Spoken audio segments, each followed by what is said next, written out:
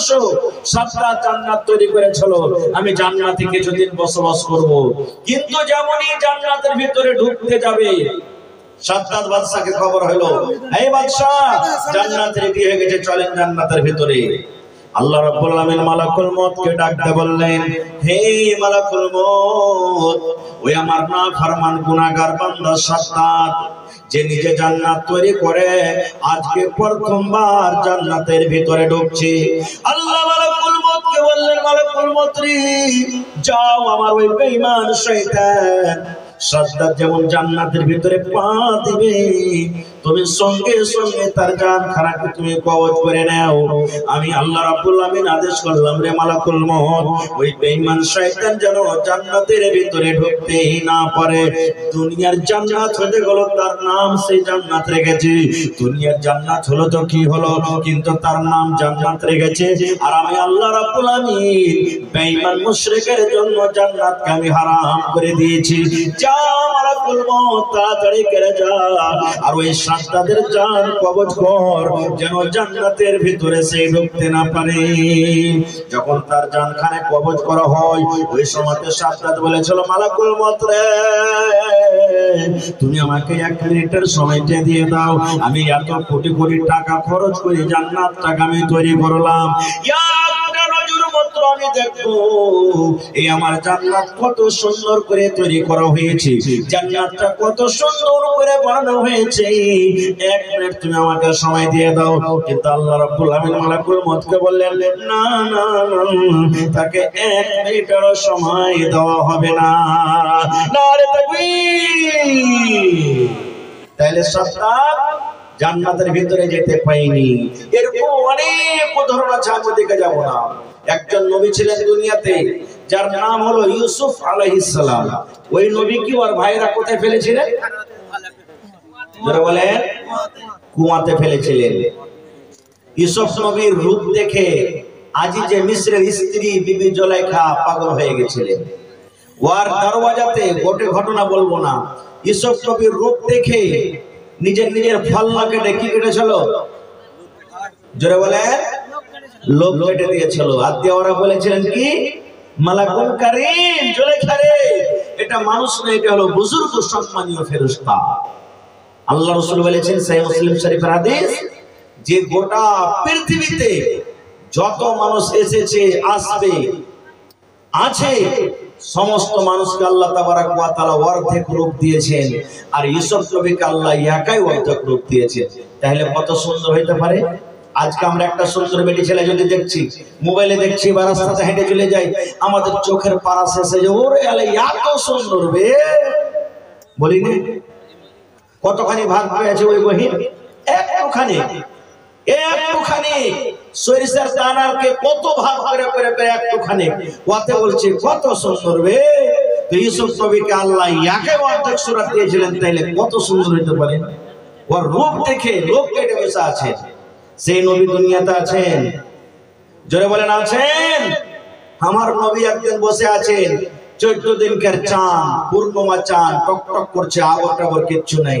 আল্লাহ রাসূলের একজন সাহাবী হযরত আবু হুরায়রা রাদিয়াল্লাহু তাআলা আনহু একবার চাঁদের দিকে দেখছেন, একবার নবীর চেহারার দিকে, একবার চাঁদের দিকে দেখছেন, একবার নবীর চেহারার দিকে।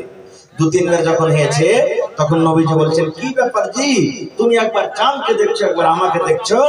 তখন আবু হুরায়রা কি বলেছিলেন জানেন? আল্লাহর নবী গো, আমি আবু হুরায়রা পার্থক্য করতে পারি না গো দয়ার নবী, কি 14 দিনের চাঁদ বেশি সুন্দর, কি আপনি দয়ার নবী বেশি সুন্দর। এরকম আমার নবী ছিলেন। সেই নবী দুনিয়াতে আছেন আজকে? কেউ নাই। তাই কবি বলছে, ও মন ঘুমায় না রে,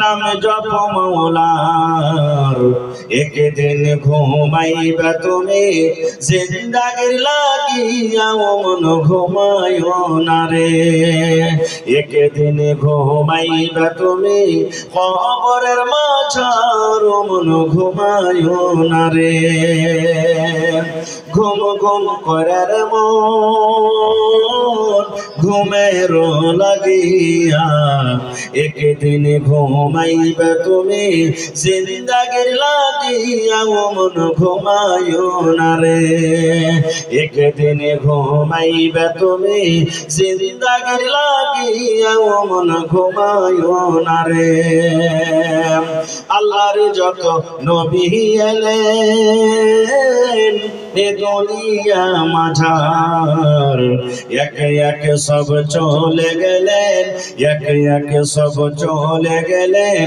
কবরের মাঝার ও ভাই ঘুমায়ো না রে সাদ্দাত ফেরাউন বাদশা ছিল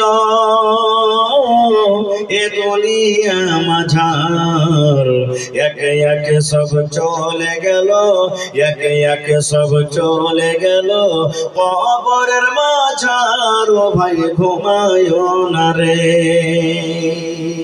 আল্লাহ রাব্বুল আলামিন কোরআনে বলেন কুল্লু নাফসিন যায়কাতুল মাউত আল্লাহ বলেন গোটা পৃথিবীতে জমিনের উপরে আমি আল্লাহ রাব্বুল আলামিন যাকে রূহ দান করেছি জান দান করেছি একদিন মওতের মজা চাকতে হবে এই যে দুনিয়াতে আমরা মানুষ আল্লাহ রাব্বুল আলামিন আমাদেরকে দিয়েছে আমাদের মধ্যে জান আছে আল্লাহ বলেন দুনিয়ার বান্দা বান্দিরে তোমাদের ভিতরে আমি জান দিয়েছি রে বান্দা যত তুমি ধনী হও কেন তুমি গরিব হও কেন তুমি ধলো হও কেন তুমি কালো হও কেন পাতলা হও কেন মোটা হও কেন দুনিয়াতে যতই তুমি বড় মানুষ হও না কেন আল্লাহ বলেন মওতের মজা একদিন তোমাকে চাকতে হবে মওত থেকে তুমি বাঁচতে পারবে না না পারবো আপনাকে এলাকাতে আশেপাশে দেখবেন আমার গায়ের মুসলিম ভাইরা যদি থাকেন ওদের যদি লাশটাকে আপনারা যদি দেখে থাকেন আজকে যখন আমরা নিজের নিজের মাইয়াতকে লাশকে যখন ঘাড়ে ঘাড়ে নিয়ে যাই সুবহানাল্লাহ আলহামদুলিল্লাহ লা ইলাহা যেগুলো আমরা দোয়া দুরূদ জানি পড়ি ওরা কি পড়বে राम नाम सत्य है सबका यही गत है राम नाम सत्य है सबका यही गत है राम नाम सत्य है যাকে আমরা বলি আল্লাহ তাকে বলে রাম রাম নাম সত্য है আল্লাহর নাম সত্য আল্লাহর নাম সত্য আল্লাহর নাম সত্য রে এই যে আমরা লাশটাকে ঘাড়ে করে নিয়ে যাচ্ছি सबका यही गत है মানে এই লাশ আমরা একদিন বন্ধ হবে এই ঘাড়ে করে একদিন আমরা যাব এই অবস্থা একদিন আমাদের আসবে আমরাও কিন্তু সেই লাশটা আমরা জিনিস থেকে বাঁচতে পারবো না মওত তো ইয়াকিনি আছে ভাই কিন্তু আমরা মরতে কি হচ্ছে হিরে একটা 80 বছরকার বয়সের বুড়া লাঠি নিয়ে টুক টুক টুক টুক করে হাঁটছে হাঁটতে পারে না পোতালাতিরা যদি বলে শালা বুড়া কত তুই বলবি আর বাঁচবি মরে যা লাঠি থাকতে গেলে ঝাঁপটা চালিয়ে দিবে তুই মরতে বলছিস তুই মর শালা আমাকে মরতে বলছিস কেউ মরতে চায় না এরকম একজন নবীর আপনাকে ঘটনা শোনাচ্ছি সহিহ হাদিস আল্লাহর নবী মুসা আলাইহিস সালাম আমার আপনার যখন জান কবজ করবে মালাকুল মউত আসবেন কবজ করে নিয়ে চলে যাবেন পারমিশন নেবেন না খুব কিন্তু নবীদের যখন জান কবজ করা হয় প্রথমে তাদের কাছে ইজাজত নেওয়া হয় তো মালাকুল মউত আজরাইল ফেরেশতা মুসা নবীর কাছে এলেন আসার পর তখন মুসা নবীকে বলছেন হে আল্লাহর নবী মুসা আমি আল্লাহর ফেরেশতা মালাকুল মউত আজরাইল আপনার জান কবজ করতে এসেছি ওরে সুবহানাল্লাহ যেমনই মুসা নবী শুনলেন যে আমার জান কবজ করতে এসেছো এরকম একটা ফাইট কিংবা চড় যে মারলেন মালাকুল মউত আজরাইল ফেরেশতাকে চোখের উপরে চোখ কানা হয়ে গেল পড়েন সুবহানাল্লাহ মউতের কথা শুনে মুসা নবী একটা এমন করে ঘুষা চড় মারলেন কাকে ফেরেশতা মালাকুল মউত কে আর একটা চোখ কানা হয়ে গেল সুবহানাল্লাহ কত তাকত ছিলেন জানেন ফেরাউনের একটা সিপাহীকে একটা থাপ্পড়ে ওকে দুনিয়া থেকে বিদায় করে দিয়েছেন এত শক্তি ছিলেন মুসা নবী চোখ কানা হয়ে গেল তো আল্লাহ জানছেন না জানেন না আল্লাহর কাছে খবরটা আছে না নেই আছে চলে গেলেন আল্লাহ রাব্বুল আলামিন এবার মালাকুল মউত কে বলছেন মালাকুল মউত রে তোমার অবস্থা কেন এরকম তোমার চোখটা কেন কানা হয়ে গেল বলছেন আল্লাহ তুমি এমন নবীর কাছে আমাকে পাঠালছো রব্বুল আলামিন তোমার নবী মুসা মরতে চায় না আল্লাহ জি দুনিয়া তারও বাঁচতে চাহে এই রব্বুল আলামিন মতের খবর পেয়ে মতের কথাটা শুনে এমন জোর করে আমাকে একটা ফাইট মেরেছে আল্লাহ আর সঙ্গে সঙ্গে চোখ কানা হয়ে গেছে আল্লাহ দেখো আমি চোখে কিছু সোজারা দেখতে পাই না আল্লাহ আমার একটা চোখ কানা হয়ে গেছে আল্লাহ রব্বুল আলামিন তখন বলছেন মালাকুল মউত তুমি চোখে দেখতে পাও না না তো না আল্লাহ রব্বুল আলামিন তার চোখটাকে ভালো করে দিলেন মালাকুল মউতের চোখ ভালো হয়ে গেল এবার আল্লাহ বলছেন মালাকুল মউত তুমি আর একবার আমার নবী মুসার কাছে তুমি চলে যাও এই মালাকুল মউত তুমি আর একবার আমার নবী মুসার কাছে যাও কিন্তু এই বেকার জান কবজ করার নয় এই বেকার তোমাকে জানটা কবজ করতে হবে না এই আজরাইল এই বেকার তোমাকে জান কবজ করতে হবে না কেন তুমি যাবে তাহলে শোনো আমি নবীর জন্য একটা ওয়াফার দিয়ে দিলাম একটা খুশখবরি দিয়ে দিলাম পেগাম দিয়ে দিলাম সেই কথাটা আমার নবী মুসাকে তুমি শুনিয়ে দাও এইবারে মালাকুল মউত আল্লাহ তাবারাক ওয়া তাআলা সেই কথাটাকে নিয়ে চলে গেলেন কার কাছে মুসা নবীর কাছে মুসা নবী তখন বলছেন যে আবার তুমি এসেছো এবারে মালাকুল মউত বলছেন ভালো করে শুনবেন হাদিসে মালাকুল মউত বলছেন হে মুসা এইবারে আপনার জান কবজ করার জন্য কিন্তু আমি আসেনি এবারে তখন মুসা নবী বলছেন তাই কেনে এসেছো বলো তো বলছে মুসা রে আল্লাহ রাব্বুল আলামিনের আদেশ হয়েছে তুমি একটা গরু নিয়ে এসো তুমি একটা গরু নিয়ে এসো মুসা নবী বলছেন গরু নিয়েছে কি হবে বলো তো বলছেন মুসা তুমি একটা গরু নিয়ে এসো আর গরুর উপরে তুমি হাত খানটাকে তুমি রেখে দাও তুমি গরুর উপরে তুমি হাত খানটাকে রাখো মুসা নবী বলছেন কেমন কথা আমি গরুর উপরে হাত কেন রাখবো এইবারে বলছেন মুসা তুমি একটা গরু নিয়ে এসে গরুর উপরে তুমি হাতটাকে রাখো আলহামদুলিল্লাহ نحمده ونستعينه ونستغفره ونعوذ بالله من شرور أنفسنا ومن سيئات أعمالنا من يهده الله فلا مضل له ومن يضلله فلا هادي له وأشهد أن لا إله إلا الله وحده لا شريك له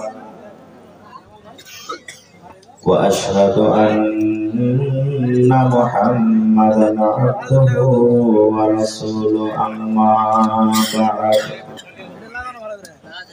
فإن خير الحديث كتاب الله وخير الهدي هدي محمد صلى الله عليه وسلم وشر الأمور محدثاتها وكل محدثة بدعة وكل بدعة ضلالة وكل ضلالة في النار। होटल का खाना 60 रुपया का दिया गया है। जिन हजरात को खाना खाना हो वो जल्द से जल्द खाना खा ले। أعوذ بالله من الشيطان الرجيم بسم الله الرحمن الرحيم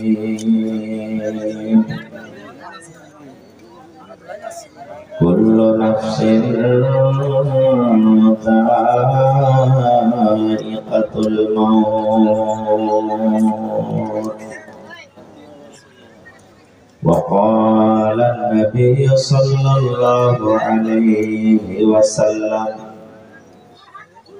خيركم من تعلم القرآن وعلمه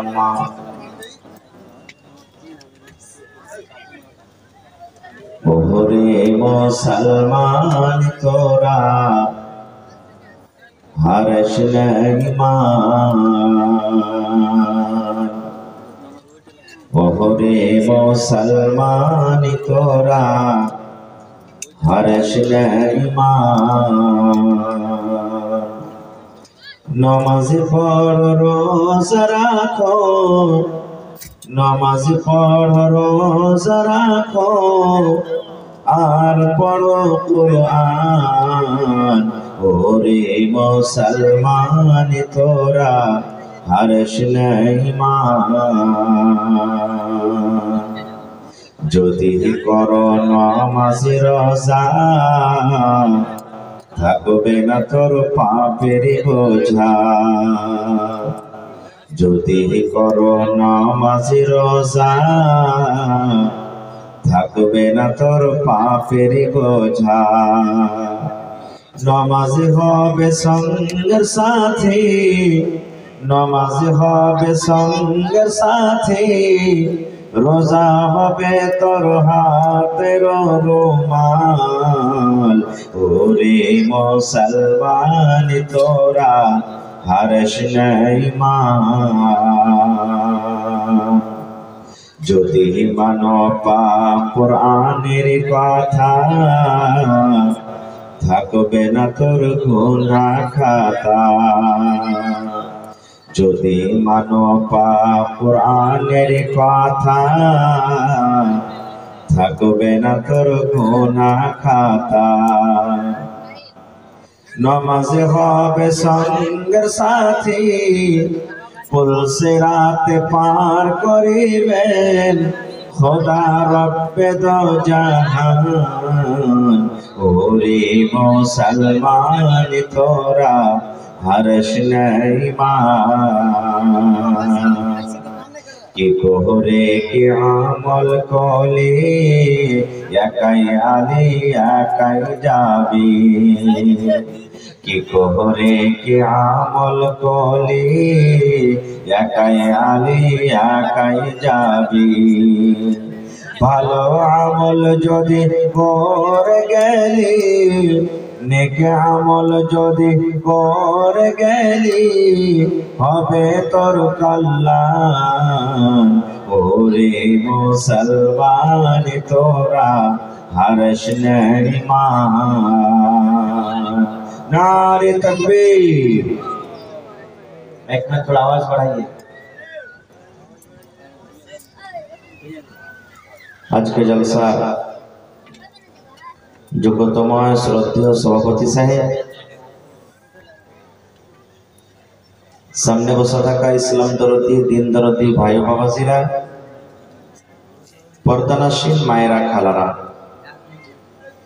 সমস্ত তারিফ ও গুণগান সে মহান আল্লাহ তাবারক ওয়া তাআলার জন্য, যে মহান আল্লাহ তাবারক ওয়া তাআলা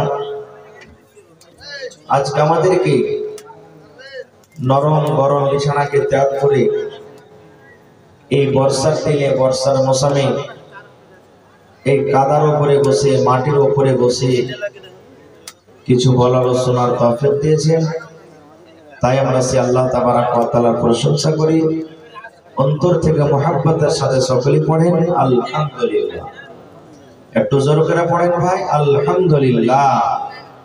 তারপর আমাদের শেষ নবী হযরত মুহাম্মদুর রাসূলুল্লাহ পড়েন সাল্লাল্লাহু আলাইহি সাল্লামের উপর অগণন দরুদ শরীফ শান্তি ধারা বর্ষিত হোক, আমিন। আল্লাহুম্মা সাল্লি আলাইহি আল্লাহুম্মা বারিক আলাইহি। ভাই মুসলমান, বক্তব্য রাখার আগে একটা গল্প বলবো আপনাদের সামনে। হাদিস কোরআনের কথা নেই, গল্প। আর গল্প বলার পরে একটা আপনাদেরকে কথা বলবো। মাগরিবের নামাজ কয় রাকাত ফরজ আছে ভাই? একটু কথা বলেন, কয় রাকাত আছে? ওই ছেলেটা 2 রাকাত দেখাইছে। কয় রাকাত আছে জি? 3 রাকাত আছে। মাদ্রাসার একটা উস্তাজি আজান শুনে একটা মসজিদে চলে গেছে, যে নামাজটা পড়েলি তখন যাবো এখান থেকে। যারা মুসাল্লিগণ মসজিদে ছিলেন ওনারা বলছেন যে এই উস্তাজি নামাজটাকে পড়িয়ে দাও, যখন আইলে তুমি নামাজটা পড়িয়ে দাও। ওস্তাদিটা আগে গেছে, আল্লাহু আকবার বলে বুকে হাত বেঁধেছে, বায়াত বাণী পড়েছে, আউযুবিল্লাহ বিসমিল্লাহ পড়ে সূরাতুল ফাতিহা পড়েছে। সূরাতুল ফাতিহা পড়ে ও চুপচাপ কিন্তু দাঁড় হয়ে আছে। আর একটা সূরা জোড়া লাগাইতে হবে নাকি ভাই? হবে না? হবে না? ও কিন্তু চুপচাপ দাঁড় হয়ে আছে, আর কিছু পড়ে না। 2-3 মিনিট যখন কেটে গেছে, তখন পিছনকার একটা মুক্তাদি এসে বলছেন, এই ওস্তাজি, আরে নামাজটাকে আগে বাড়াও, তুমি আলহামদুলিল্লাহ পড়ে খাড়া হয়ে আছো, আর কিছু পড়ো না, একটা আর জোড়া লাগাও, দিয়ে রুকু করো, সাজদা করো, নামাজটাকে আগে বাড়াও।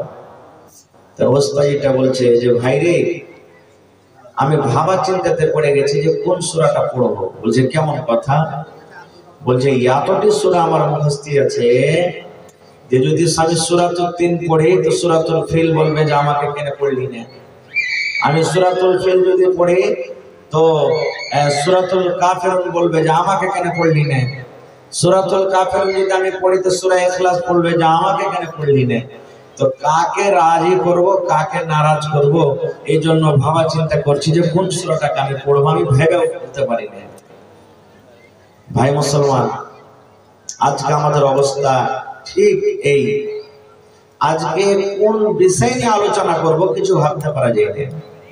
আমাদের সমাজে, আমাদের এলাকাতে, আমাদের গ্রামে এতগুলি না গোড়াই ঢুকে গেছে যে কোন বিষয় নিয়ে আলোচনা করব কিছু খুঁজে পাওয়া যায় না।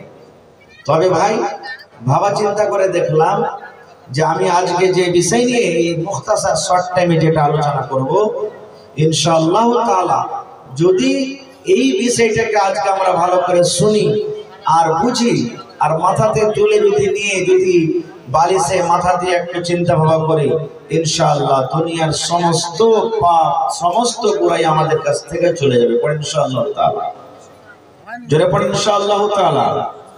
সব পাপ আমাদের থেকে চলে যাবে। সেটা হলো কি? মওত। একদিন আমাদেরকে মরতে হবে, বিশ্বাস আছে না ভাই? কে কে এখানে আমরা বাঁচতে চাই যে আমরা জীবনে কোনোদিন মরব না, এরকম কোন লোক আছে? কেউ নেই। ফেরাউন যে নিজে আল্লাহ দাবি করেছিল, খোদা দাবি করেছিল, আমি হলাম আল্লাহ, মুসা নবীকে বলেছিলেন, এই মুসা তুই আমাকে আল্লাহ মান। কিন্তু মুসা নবী বললেন যে না, তুমি আল্লাহ হইতে পারো না, তুমি আমাদের মতো সাধারণ মানুষ।